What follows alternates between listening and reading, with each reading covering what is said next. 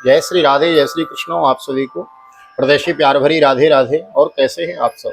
आशा करते हैं ठाकुर राधा माधव की कृपा से आप सब कुशल मंगल होंगे और भगवान की भक्ति में लीन होंगे। मैं राधेश्याम वशिष्ठ नित्य की भांति आपको ले चलता हूँ आज की पावन कथा प्रसंग में, जिसके अंतर्गत श्रीमद् भागवत की एक अध्याय की हम नित्य कथा श्रवण करते हैं। यथारूप मूल पाठ मूल भागवत लेके चले हुए हैं और आज हम श्रीमद् भागवत के चतुर्थ स्कंद के अध्याय 29वें अध्याय में प्रवेश करेंगे और पुरंजन उपाख्यान का तात्पर्य हम श्रवण करेंगे। नए आए हैं चैनल को सब्सक्राइब कर ले में बेल आइकन को भी प्रेस कर दीजिए। आइए मेरे साथ गोविंद नाम गुनगुनाइए। श्री कृष्ण गोविंद हरे मुरारी, हे नाथ नारायण वासुदेव। श्री कृष्ण गोविंद हरे मुरारी, हे नाथ नारायण वासुदेव।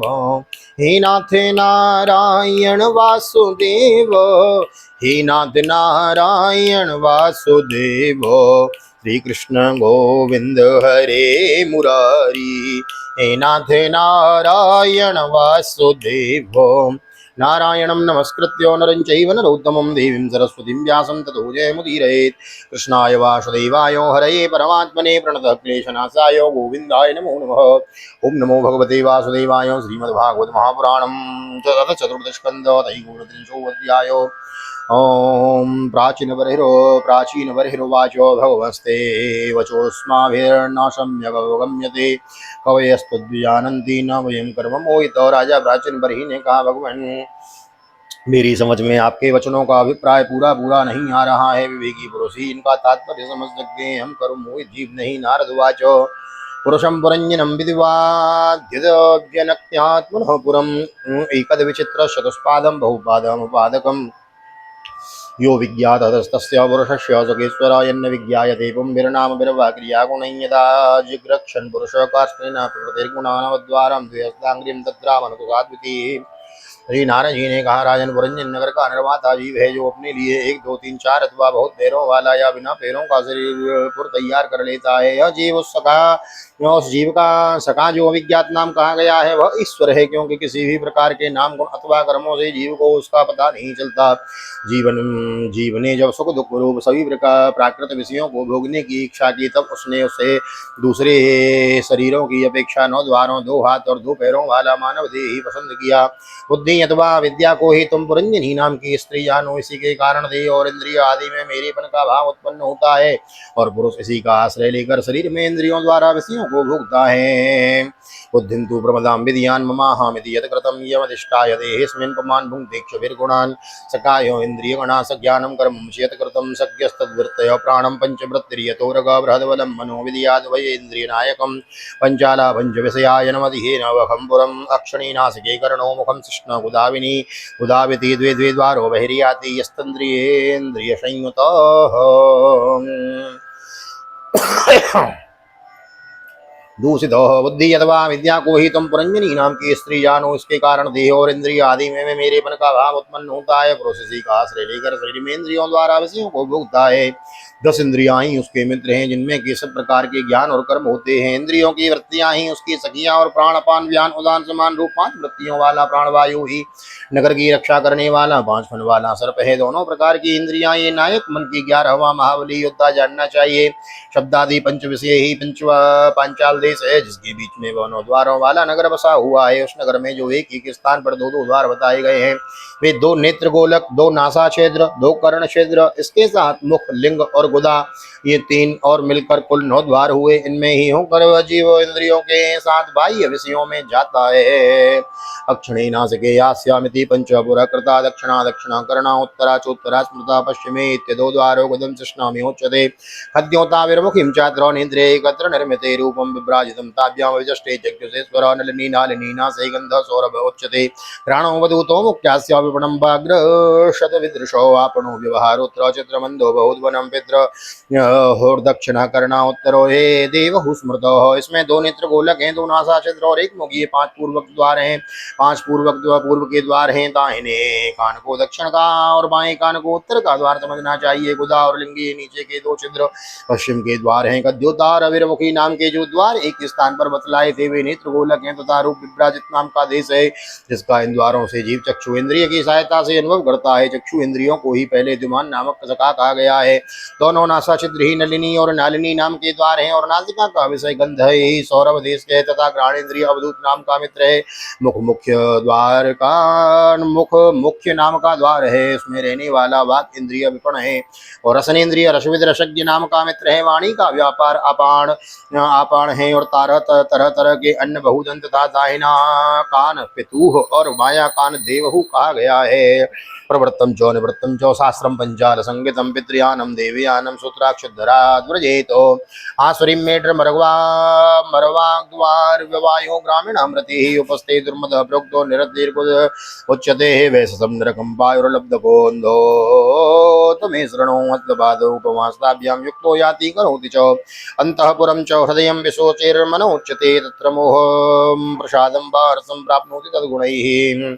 कर्म कांड रूप प्रवृत्ति मार्ग का शास्त्र और उपासना कांड रूप निवृत्ति मार्ग का शास्त्र ही क्रमशः दक्षिण और उत्तर पांचाल देश है। इन्हें श्रवणेन्द्रिय रूप श्रुद्धर की सहायता से सुनकर जीव क्रमशः पितृयान और देवयान मार्ग को जाता है। लिंगोराश्री नाम का पश्चिमी द्वार है। स्त्री प्रसंग ग्रामक नाम का देश है, और लिंग में रहने वाला उपस्थेन्द्रिय दुर्मद नाम का मित्र है। गुदा निरति नाम का पश्चिमी द्वार है। नरक वैसस नाम का देश है, और गुदा में स्थित वायु इंद्रिय लुप्तक नाम का मित्र है। इनके सिवा दो पुरुष अंधे बताए गए हैं, उनका रहस्य भी सुनो। वे हाथ और पांव हैं, इन्हीं की सहायता से जीव क्रमशः सब काम करता है और जहाँ तहाँ जाता आता है। हृदय अंतःपुर है, उसमें रहने वाला मन ही विसूची नाम का प्रधान सेवक है। जीव उस मन में सत्वादि गुणों के कारण ही प्रसन्नता हर्षपूर्वक विकार अथवा मोह को प्राप्त होता है। यथा यथा विक्रियते गुणक्तो विकरोति वा तथा ततो उपद्रष्टात्मा तद्वत्तिरनुकार्यते।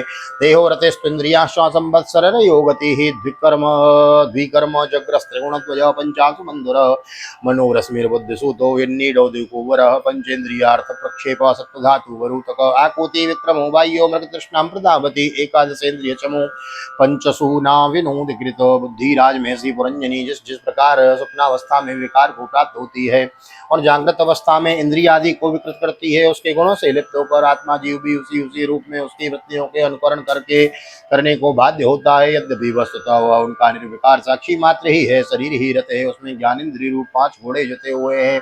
देखने में संवत् स्वरूप काल के समान ही उसका अप्रतिहत वेग है, वास्तव में वह गतिहीन है।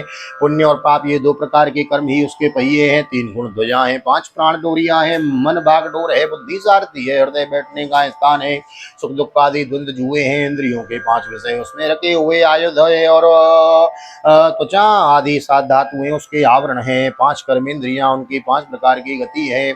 इस रथ पर चढ़कर रथी रूप यह जीव मृग तृष्णा की समान मिथ्या विषयों की ओर दौड़ता है। 11 इंद्रियां उसकी सेना है, तथा 5 ज्ञान इंद्रियों के द्वारा उन इंद्रियों के विषयों को अन्याय पूर्वक ग्रहण करना ही उसका शिकार खेलना है। संवत्सर चंडवेग कालो यो नोबलज्जित तस्याहीना गंधर्वा गंधर्व्यो रात्रि अस्मृतो हरन्त्यासु परिक्रांता षटयोत्तर शतत्रयं कालकन्या जरासाक्षान् लोकस्तां नाभिनन्दित सुसारं जग्रहे मृत्युक्षयाय यवनेश्वरो आदयो व्याधयस्तस्य सैनिकाय यवनाश्वरो भूतोपसर्ग सुरयो प्रज्वारो दिविदोज्वरः। जिसके द्वारा काल का ज्ञान होता है वह संवत्सर ही चंडवेग नाम का गंधर्वराज है। उसके अधीन जो 360 गंधर्व बताए गए हैं वे दिन हैं, और 360 गंधर्वियां रात्रि हैं। ये बारी बारी से चक्कर लगाते हुए मनुष्य की आयु को हरते रहते हैं।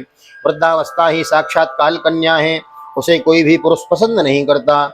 जब मृत्यु रूप यवनराज ने लोक का संहार करने के लिए उसे बहन मानकर स्वीकार कर लिया, आदि मानसिक क्लेश और व्याधि रोग आदि शारीरिक कष्ट ही उस यवनराज के पैदल चलने वाले सैनिक हैं, तथा प्राणियों को पीड़ा पहुंचाकर शीघ्र ही मृत्यु के मुख में ले जाने वाला शीत और उष्ण 2 प्रकार का ज्वर ही प्रज्वार नाम का उसका भाई है।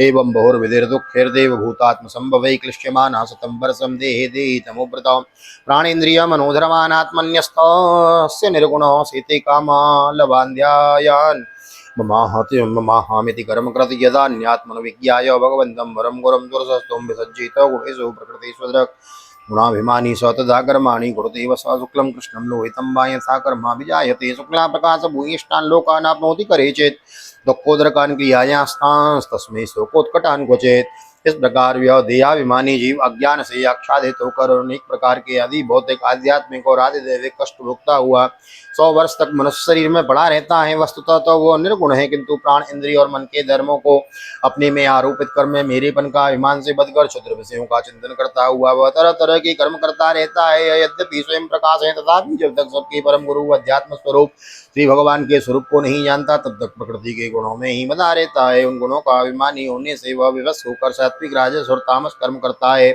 और उन कर्मों के अनुसार भिन्न भिन्न योनियों में जन्म लेता है। वह कभी तो सात्विक कर्मों के द्वारा प्रकाश बहुल स्वर्ग आदि लोक को प्राप्त करता है, कभी राजसी कर्मों के द्वारा दुख में रजोगुणी लोकों में जाता है, जहाँ उसे तरह तरह के कर्मों का क्लेश उठाना पड़ता है, और कभी तमोगुणी कर्मों के द्वारा शोक बहुल तमोमयी योनियों में जन्म लेता है।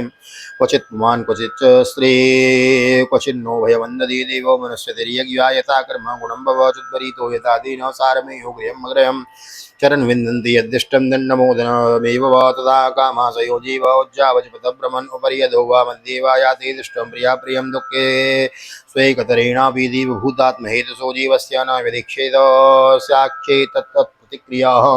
इस प्रकार अपने कर्म और गुणों के अनुसार देवियोनि मनुष्योनि तथा पशु पक्षियों में जन्म लेकर वह ज्ञानांध जीव कभी पुरुष कभी के स्त्री और कभी नपुंसक होता है। इस प्रकार बेचारा भूख से व्याकुल कुत्ता दर दर भटकता हुआ अपने प्रारब्धानुसार कहीं डंडा खाता है, कहीं भात खाता है, उसी प्रकार यह जीव चित्त में नाना प्रकार की वासनाओं को लेकर ऊंचे नीचे मार्ग से ऊपर नीचे अथवा मध्य के लोकों में भटकता हुआ अपने कर्मानुसार सुख दुख भोगता रहता है।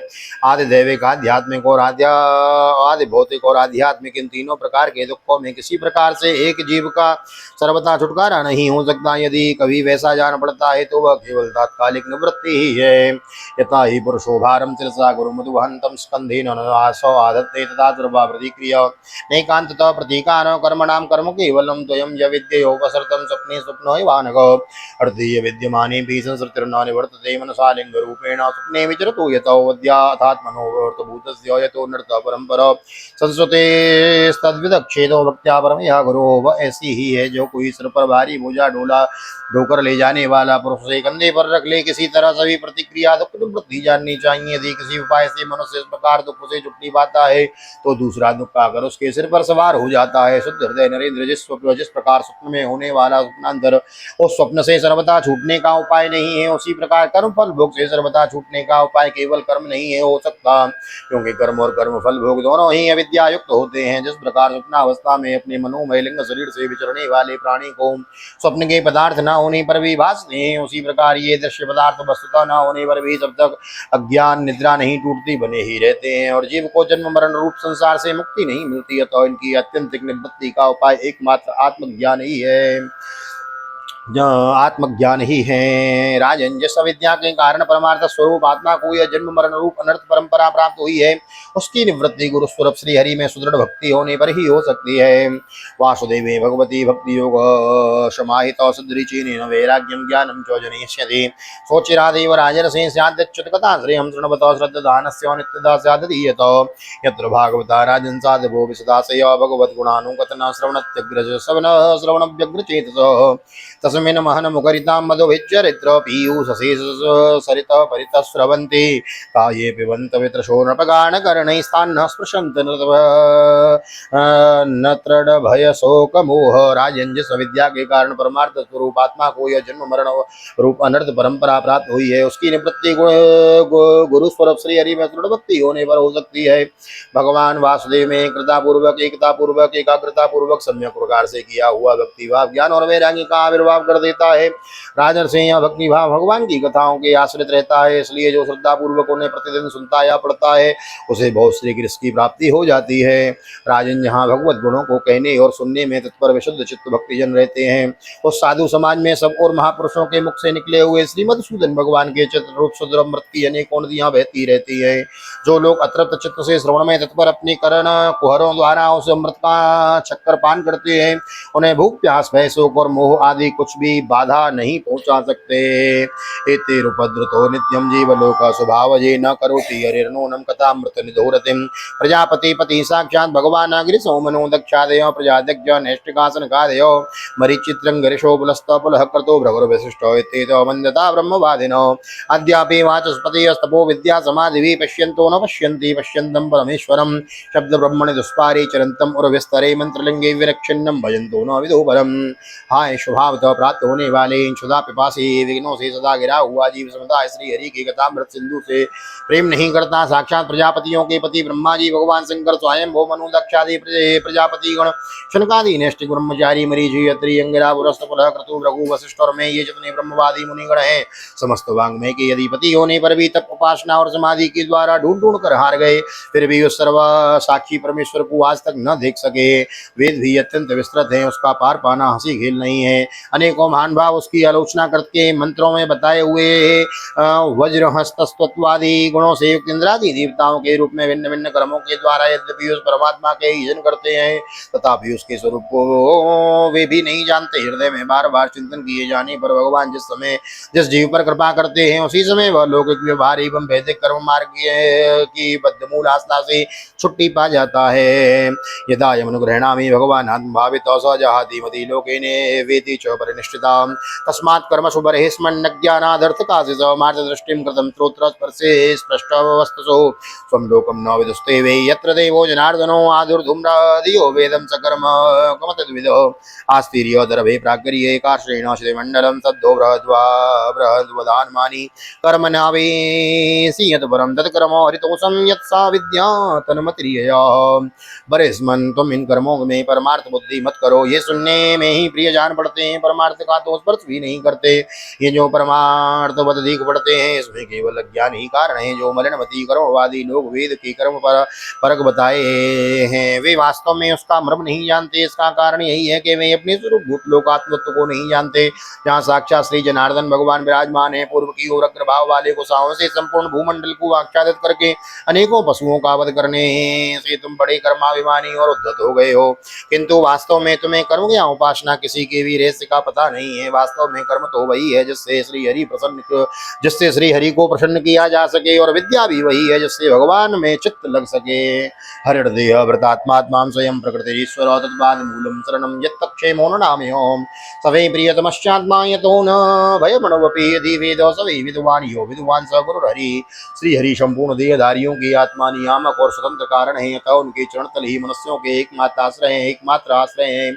उन्हीं से संसार में सबका कल्याण हो सकता है। जिससे किसी भी अणु मात्र भी को भय नहीं होता वह ही उसका प्रियतम आत्मा है। ऐसा जो पुरुष जानता है वही ज्ञानी है, जो ज्ञानी है वही गुरु हो एवं साक्षात श्री हरि है। नारद उवाच प्रश्न एवं निसंचिन्नो भवतः पुरुषर्षभोत्रमेव ततो गुह्यं निशामयो सुनिश्चितं क्षुद्रश्चरं सुमनसां शरणे मिथित्वा रक्तं चडङ्घ्रिगणसाम सुलुब्धकर्णम् अग्रे व्रकानुस्त्रपो विगणय्य यान्तं पृष्ठे मृगं मृगय लुब्धकबाण भिन्नम। श्री नारद जी कहते हैं पुरुष श्रेष्ठ, यहाँ तक जो कुछ कहा गया है उससे तुम्हारे प्रश्न का उत्तर हो गया। अब मैं एक भली भांति निश्चय किया हुआ गुप्त साधन बताता हूँ, ध्यान देकर सुनो। पुष्प वाटिका में अपनी हरिणी के साथ विहार करता हुआ एक हरिण मस्त घूम रहा था। वह दूब आदि छोटे छोटे अंकुरों को चल रहा था। उसके कान भौरों की मधुर गुंजार में लग रहे थे। उसके सामने ही दूसरे जीवों को मारकर अपना पेट पालने वाला भेड़िए ताक लगाए खड़े हैं और पीछे से शिकारी व्याधने पीटने के लिए उस पर बाण छोड़ दिया है, परंतु हरिण इतना बेशुद्ध है कि उसे इसका कुछ भी पता नहीं है। एक बार इस हरिण की दशा पर विचार करो। अश्यार्थ सुमन सधर्मणाम स्त्रीणाम शरणो आश्रमे पुष्प मधुगंधवद क्षुद्रतमं काम्यकर्म विपाकजं कामशुकलभं ध्येयोपस्त्यादि विचिरवन्तं मिथुनी भूयो तदभिनिवेशित मनशम सडंग्रि घनसाम गीत वदित मनोहर वनिता वनितादिजना लापेश्वत तरामति प्रलोभित कर्ण मगरे व्रकयूथ वदात्मन आयुर्हरतयो रात्रांतान कानलव विशेषान विगणय्य ग्रहे सो विहरन्तं पृष्ठत एव परोक्ष मनु प्रवृत्तो लुब्धकः कृतान्तोऽन्तः शरेणो यमिह परा विद्यते तमिहमात्मानमहो राजन भिन्न हृदयं दृष्टुमर्हसीति। राजन, इस रूप का आशय सुनो। यह मृतप्राय हरिण तुम ही हो और तुम अपनी दशा पर विचार करो। पुष्पों की तरह ये स्त्रियां केवल देखने में सुंदर हैं। इन स्त्रियों के रहने का घर ही पुष्प वाटिका है। इसमें रहकर तुम पुष्पों के मधु और गंध के समान क्षुद्र सकाम कर्मों के फल रूप जीव और जननेंद्रिय को प्रिय लगने वाले भोजन तथा स्त्री संगादि तुच्छ भोगों को ढूंढ रहे हो, स्त्रियों से घिरे रहते हो और अपने मन को तुमने उन्हीं में फंसा रखा है। स्त्री पुत्रों का मधुर भाषण भी भौरों की मधुर गुंजार है, तुम्हारी कान उसी में अत्यंत आसक्त हो रहे हैं। सामने ही भेड़ियों के झुंड के समान काल के हंस दिन रात तुम्हारी आयु को हर रहे हैं, परंतु तुम उनकी भी कुछ परवाह न कर गृहस्थी के सुखों में मस्त हो रहे हो। तुम्हारे पीछे गुपचुप लगा हुआ शिकारी काल अपने छिपे हुए बाणों से तुम्हारे हृदय को दूर से ही बींध डालने वाला है। शत्वं विचक्षु मृगचेष्टतमात्मनुन्तः सिद्धं नियक्ष हृदकर्ण ध्वनिं च चित्ते जय्यंगनाश्रमं सत्तमयूत गातम प्रीणीय हंस शरणं विरमक्रमेण। इस प्रकार अपने को मृग की सी स्थिति में देखकर तुम अपने चित्त को हृदय के भीतर निरुद्ध करो और नदी की भांति प्रवाहित होने वाले श्रवणेन्द्रिय की बाह्य वृत्ति को चित्त में स्थापित करो, अंतर्मुखी करो। जहाँ कामी पुरुषों की चर्चा होती रहती है उस गृहस्थ आश्रम को छोड़कर परमहंसों के आश्रय श्री हरि की प्रसन्न श्री हरि को प्रसन्न करो और क्रमशः सभी विषयों से विरत हो जाओ। राजोवाच क्षुत्र श्रुतमनवीक्षितं ब्रह्मन् भगवान् यद्भासतो नितज्ञानाद्युपधियाय किं नु ब्रह्म ब्रूयुरविदुर्यदि संशयोऽत्र तमे विप्रो संच्छिन्नस्तकृतो महान् विषयोऽपि हि मुह्यन्ति यत्र नेन्द्रियवृत्तयो कर्माण्यरवते येन पुमानीयो विहायतम् अमुत्र्यान्येन देहेन जुष्टानि स यदश्नुते इति वेदो विदां वादः श्रूयते तत्र तत्र कर्म यत्क्रियते प्रोक्तं परोक्षं न प्रकाशते। राजा प्राचीन भरी ने कहा, भगवान आपने कृपा करके मुझे जो उपदेश दिया उसे मैंने सुना और उस पर विशेष रूप से विचार भी किया। मुझे कर्म का उपदेश देने वाले इन आचार्यों को निश्चय ही इसका ज्ञान नहीं है। यदि ये इस विषय को जानते तो मुझे इसका उपदेश नहीं करते। वे प्रवर मेरे उपाध्यायों ने आत्म तत्व के विषय में मेरे हृदय में जो महान संशय खड़ा कर दिया था उसे आपने पूरी तरह से काट दिया है। इस विषयों में इंद्रियों की गति न होने के कारण मंत्र दृष्टा ऋषियों को भी मोह हो जाता है। वेदवादियों का कथन कहा जगह जगह सुना जाता है कि पुरुष इस श्लोक में जिसके द्वारा कर्म करता है उसे स्थूल शरीर को यही छोड़कर परलोक में कर्मों से ही बने हुए दूसरी देह से उसका फल भोगता है। किंतु यह बात कैसे हो सकती है, क्योंकि उन कर्मों का करता है स्थूल शरीर तो यही नष्ट हो जाता है। इसके सिवा जो जो कर्म यहाँ किए जाते हैं वे तो दूसरे ही क्षणों में अदृश्य हो जाते हैं। वे परलोक में फल देने के लिए किस प्रकार पुनः प्रकट हो सकते हैं। नारद उवाचो ये नेवारभते कर्मो तेनेवामुत्र तदपमान भुङ्क्ते यद्विदनानेन लिङ्गेन मनसा स्वयं शयानामित्सृजत्स्वसन्तं पुरुषो यथा शयानामिमुत्सृज्य स्वसन्तं पुरुषो यथा परमात्मन्याहितं भुङ्क्ते तादृशेनेतरेण वा। श्री नारायण जी ने कहा, राजन स्थूल शरीर तो लिंग शरीर के अधीन है, अतः कर्मों का उत्तरदायित्व उसी पर है। जिस मन प्रधान लिंग शरीर की सहायता से मनुष्य कर्म करता है वह तो मरने के बाद भी उसी के साथ रहता है, अतः वह परलोक में अपरोक्ष रूप से स्वयं उसी के द्वारा उसका फल भोगता है। स्वप्नावस्था में मनुष्य इस जीवित शरीर का अभिमान तो छोड़ देता है, किंतु इसी के समान अथवा इससे भिन्न प्रकार के पशु पक्षी आदि शरीर से वह मन में संस्कार रूप में स्थित कर्मों का फल भोगता रहता है। ममैते मनसा यद्य दशावहमिते ब्रुवन् गृह्णीयात् तत्पुमान् राद्धं कर्मं येन पुनर्भव कर्म येन पुनर्भव यथा नुमीयते चित्तमभयेरिन्द्रिये त एवं प्रज्ञेयजं कर्मं लक्ष्यते चित्तवृत्तवे नानुभूतं क्वचानेनो देहेनादृष्टमश्रुतं कदाचित् उपलभ्येत यद्रूपं यादृगात्मनि तेनास्य तादृशं राजनलिङ्गेनोदीयतं भव श्रद्धया त्वनुभूतोर्ते न मनः स्पष्टमर्हति। इस मन के द्वारा जीव जिन स्त्री पुत्र आदि को ये मेरे हैं और देहादियों को यह मैं हूँ ऐसा कहकर मानता है, उनके किए हुए पाप पुण्यादि रूप कर्मों को भी यह अपने ऊपर ले लेता है और उनके कारण से व्यर्थ ही फिर जन्म लेना पड़ता है। जिस प्रकार ज्ञानेन्द्रिय और कर्मेंद्रिय दोनों की चेष्टा से उनके प्रेरक चित्त का अनुमान हो जाता है, उसी प्रकार चित्त की भिन्न भिन्न प्रकार की वृत्तियों से पूर्व जन्म के कर्मों का भी अनुमान होता है। अतः कर्म अदृष्ट रूप से फल देने के लिए कालांतर में मौजूद रहते हैं। कभी कभी देखा जाता है कि जिस वस्तु का इस शरीर से कभी कभी अनुभव नहीं किया गया, जो न कभी देखा न सुना, उसका स्वप्न में वे जैसी की तैसी वैसा ही अनुभव हो जाता है। राजन तुम निश्चय मानो कि लिंग देह के अभिमान के जीव को उसका अनुभव पूर्व जन्म में ही हो चुका है, क्योंकि जो वस्तु पहले अनुभव की हुई नहीं होती उसकी मन में वासना भी नहीं हो सकती। मन एव मनुष्यस्य पूर्वरूपाणि संसति भविष्यत्यश्च भद्रं ते तदैव न भविष्यत् अदृष्टम् श्रुतं चात्र क्वचिन् मनसि दृश्यते यथा दानुमन्तव्यं देशकालक्रियाश्रयं सर्वे क्रमानुरोधेन मनसीन्द्रिय गोचरा आयान्ति वर्गसो यान्ति सर्वे स मनसो जनाः।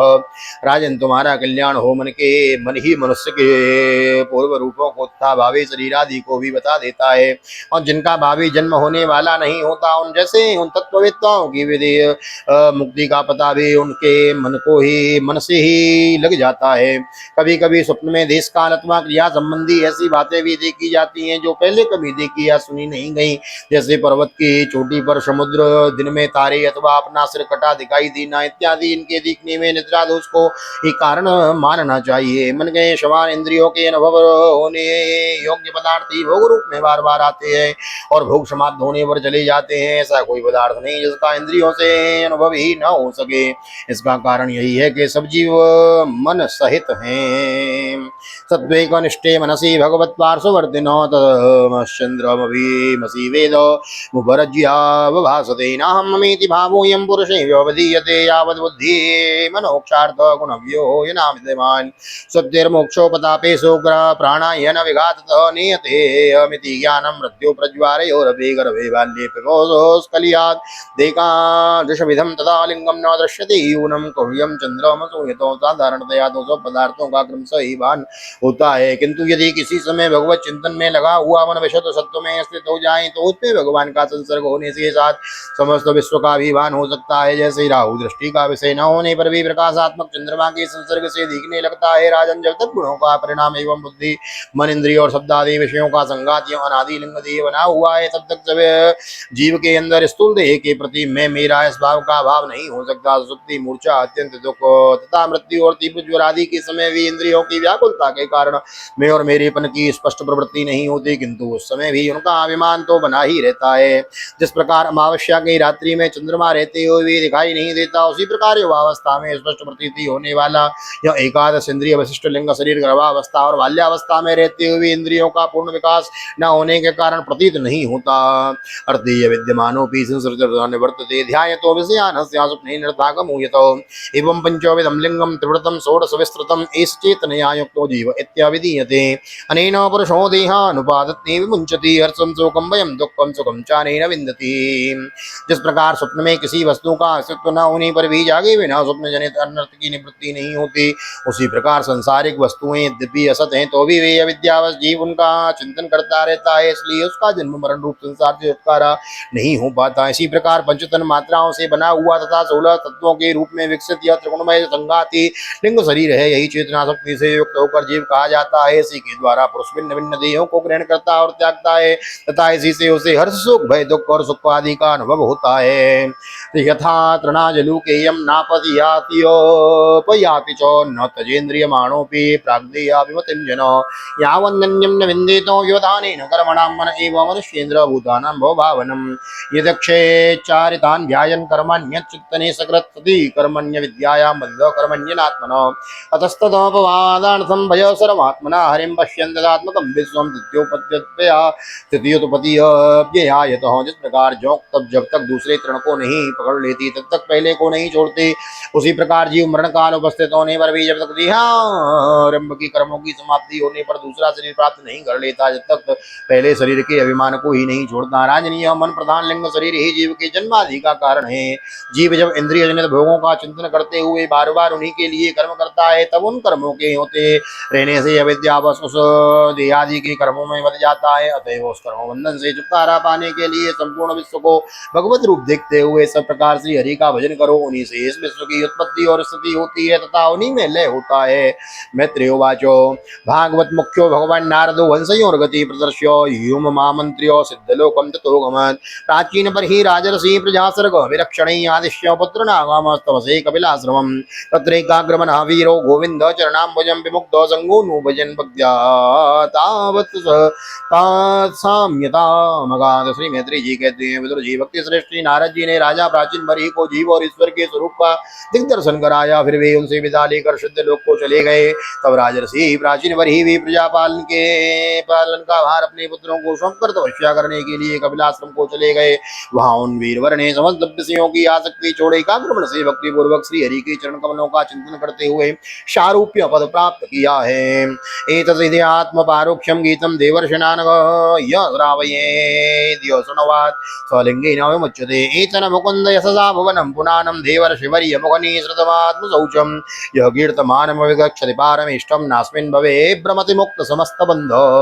निष्पाप्य दुर्जी देवर्षि नारद के परोक्ष रूप से कहे हुए सत्म ज्ञान को जो पुरुष सुनेगा या सुनाएगा वह शीघ्र ही लिंग देह के बंधन से छूट जाएगा। देवर्षि नारद के मुख से निकला हुआ यह आत्मज्ञान भगवान मुकुंद के से संबंध होने के कारण त्रिलोकी को परम पवित्र करने वाला, अंतःकरण का शोधन तथा परमात्म पद को प्रकाशित करने वाला है। जो पुरुष इसकी कथा सुनेगा वह समस्त बंधनों से मुक्त हो जाएगा और फिर उसे इस संसार चक्र में नहीं भटकना पड़ेगा।